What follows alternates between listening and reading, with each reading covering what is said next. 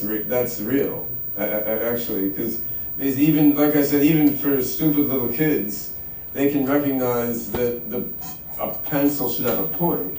And it may be harder for little kids to recognize that what you want them to do is point out the missing part. So I think part of the unholy mix in the child IQ test is that they're measuring pragmatic interaction understanding along with the proximate test, which is sort of weird. But I guess what I was going to say is all real world stuff is weird if you look at it from an algorithmic view, like robot college student test, right? It's the same way. Like doing the integral is easy for an AI, but understanding when you're supposed to start taking your test may be harder for it, right? And that's just what you get when you put an AI in an environment made for evaluating humans that are insanely different than the AI. And it may not be an important thing to do, to evaluate an AI by human-like metrics. It's more of a thought experiment. Huh?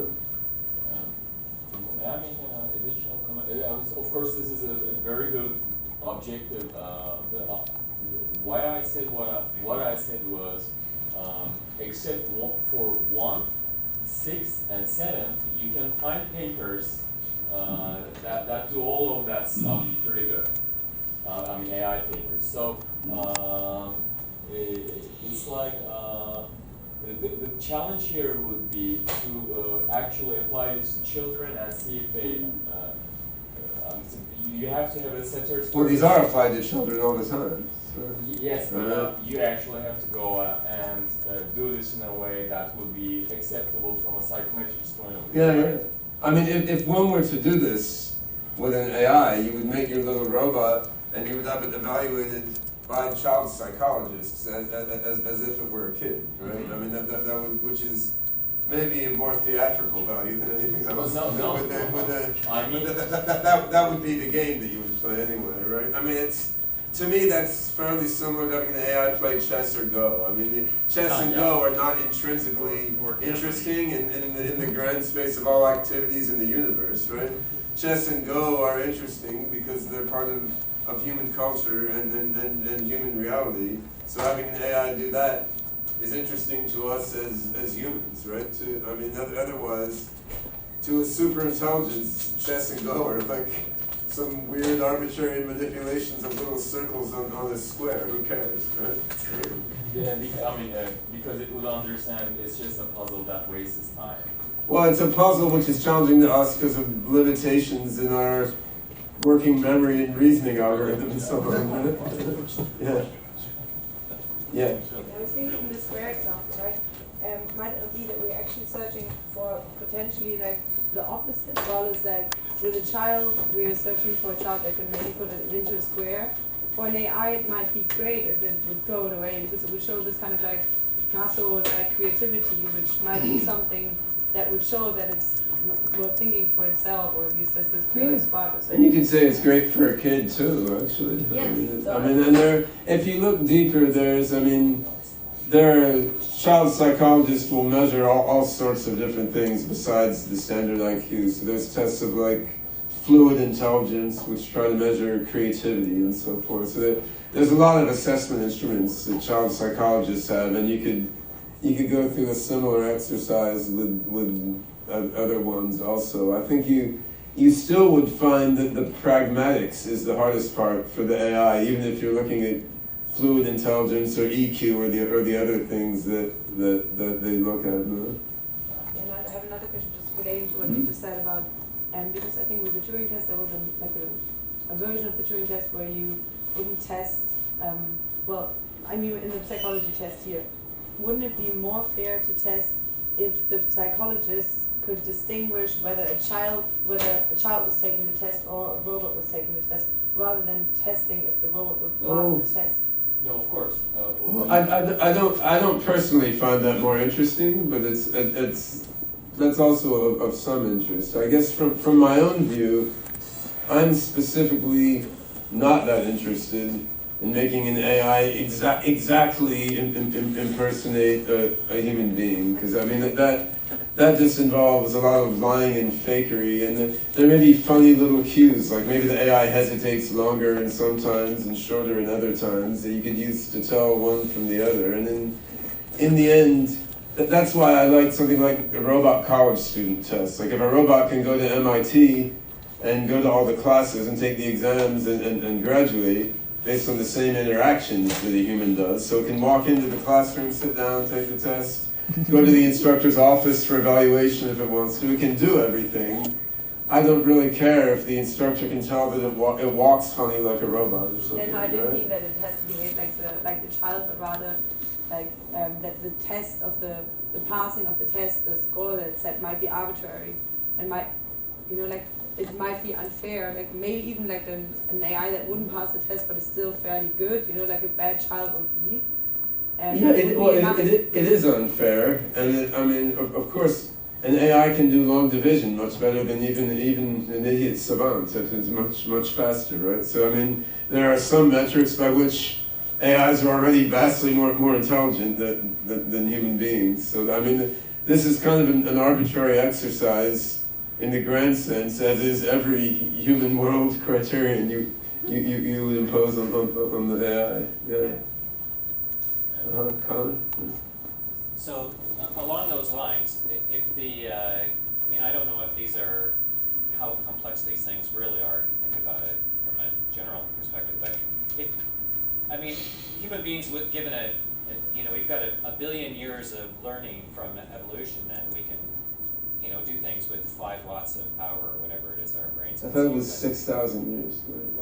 Well, oh, sorry.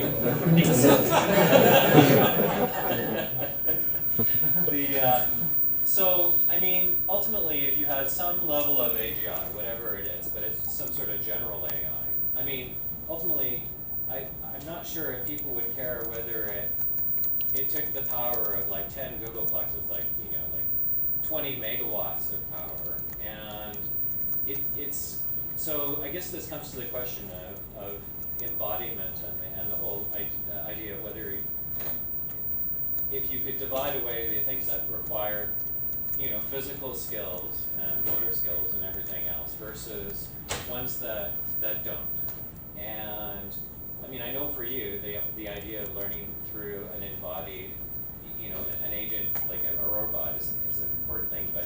Well, the physical skills for this test, unless you're counting perception as a physical skill, the manipulation part of this is trivial, right? You're arranging shapes on a 2-dimensional surface, so of course you could replace that with just moving around those shapes on the screen, and then you've gotten rid of the physical skill. I mean, the physical skill isn't the main part, and showing things by pointing them, if you want, you could replace that by pasting them into some window on the screen or something. So you could imagine a fair adaptation of this test to something that wasn't a robot. But then the worry I have there is that you're weakening the pragmatics aspect of it, which is, in my analysis, the most interesting part.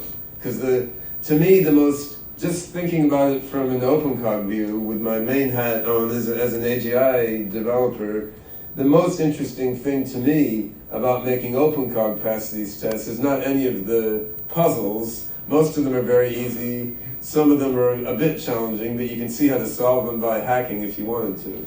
The interesting thing about the questions is really the pragmatic interaction. It's like if the OpenCog controlled guy is sitting there with a psychologist, how does it really understand what the psychologist wants them to do? And it seems like once you abstract away the room and the environment, you're simplifying that part considerably. Like instead of showing him the picture on the table, okay, you're dragging it into some window. Instead of saying, okay, show me your foot, then what do you do, right? So I feel like whatever meaning the child IQ tests have, which may not be all that profound, but whatever meaning it has is reduced if you abstract away the pragmatic environment into something simpler.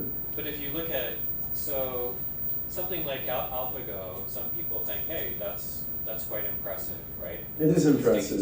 To get published in Nature and everything else, and it's doing something which is. Well, it convinced the government of Korea to invest $850 million in AI R&D. So, Right. yeah. Right. So, and in some respects, you consider it, it's almost like a narrow, like some of the previous talks. It's like the thing gets trained in batch to do one game, for example, right? Well, it is explicitly narrow, but it's still impressive. Yeah. Right. So I guess the thing is I mean, ultimately, if you take this childlike Q thing, if it had to do learning, which involved, like I said, hundreds of thousands of contemporary computers, and maybe it's got petabytes of a learned model or learning models, is that particularly relevant? No, then that is not very interesting. So I mean, my conclusion here was I thought this could be interesting to informally assess early stage systems which have transparent internals. And if looking in the transparent internals you saw that it's learning to do these by some brute force algorithm, then that is uninteresting. Well, never mind the notion of brute force. Sorry, I just No, excuse me, you're completely wrong. The neocortex is 4 petaflops per second. What are you talking about? Of course it's relevant. Well, I think it's completely false what you said. It doesn't make any sense whatsoever. well. I think if you had a $1 billion computer and it was able to generally reason and learn novel things, Then I'd be very happy. right? There you go. I'll sell it to someone for $2 billion. You said it's not relevant. Now No, you say it's relevant. No, I'm saying that what I'm trying to say is the key point I'm trying to say is the notion of a robot perhaps implies something that it constrains the potential, the idea, if it needs to be in the physical. Well, having a robot in the physical environment, that defines the pragmatic tasks in a different way than not having a robot in a physical environment. And the pragmatic aspect of the interaction appears to me to be a significant part of what's going on here. And I think you can see that if you've ever taught little kids. I mean, very big factor of being an intelligent little kid is paying attention, right? And when my daughter went into the elementary school for the gifted from the regular one, the main thing she said is, wow, in this gifted class, no one throws shit around and runs around. They all just pay attention to the teacher and do their work. And I mean, she thought that was a much bigger difference than any cognitive processing difference, because then the teacher could just teach stuff, right? So, and I mean, if your robot is sitting in an environment with the teacher, then there's a shared focus of attention between the tester and the robot. And one thing you're looking at is, does the robot have shared attention with the examiner, the way that they're supposed to, as opposed to paying attention to other random stuff. So that's something you're evaluating in that pragmatic interaction. And if you abstract that away, you're losing a lot of whatever value this has. I mean, I'm not saying that child IQ tests have some tremendous and profound importance for AGI, but if someone wants to accept them in their project as an interesting way to evaluate and explore the sort of interim capabilities of their system, I think the value is much less when you abstract away the real world pragmatics, that's all. I mean, then there are other things you can look at if you want to look in a purely virtual world, such as Minecraft or StarCraft, many other games like Julian was talking about. These questions could surely, can I? Yeah, sure. Except we should end very soon. It's almost 6. So. Pragmatics is important because it integrates every bit of knowledge the agent has. So it's the child must have a worldview, world representation to achieve that. And that's why pragmatics is the most difficult thing in language. Mm-hmm. So that's very relevant, right?